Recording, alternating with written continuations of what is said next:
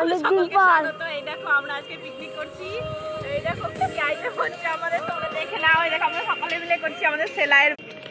এই দেখো 5 তরকারি, এই দেখো মাছের ঝোল, ডাল, আমরা চাটনি, ভাত। এখন চিকেনটা রান্না করছে, যে মাকে দেখা যাচ্ছে। এই দেখো সবাই আমাদের। ওইদিকে আলো আছে, এইদিকে আমার বাবা ব্যাডমিন্টন খেলছে।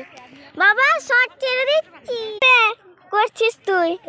হ্যাঁ, ইউটিউবে সব উঠে আসবে।